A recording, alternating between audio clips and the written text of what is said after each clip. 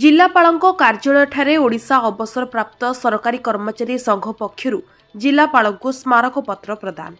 गजपति जिला पारलाखेमुंडी स्थित जिलापालଙ୍କ कार्यालय आज शुक्रवार दिन 11टा बेले ओडिशा अवसरप्राप्त सरकारी कर्मचारी संघ पारलाखेमुंडी शाखा पक्षर जिलापालଙ୍କୁ एक स्मारक पत्र प्रदान करा जायछि।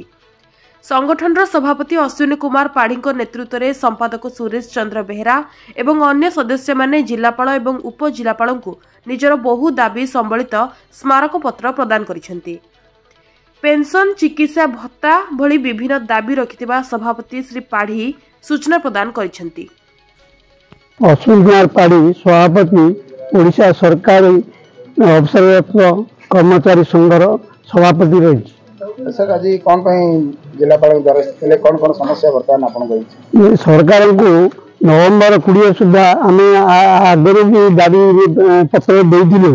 कि शुणी ना गोटे हूँ सारा 25 ରୁ 30 तारीख भितर आगे पुनर्बार आम दाबी आगे गवर्नमेंट राज्य सरकार की दाबी कौन कौन दाबी हूँ चिकित्सा भत्ता जहाँकि केंद्र सरकार देती आ 27 राज्य भी देती किंतु आमर सरकार यही प्रति कर्णपात करना आमर रही कम्युनिकेशन जोटा आम आणुचु लोन से 15 वर्ष नौ किंतु तार नियम हूँ 10 वर्ष 8 मसरे सरिया कथा गुड़िक दाबी शुणुना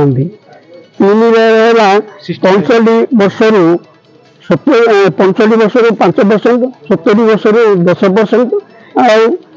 75 वर्ष 15% ये भत्ता अतिरिक्त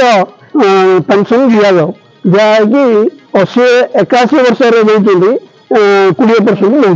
आम कहते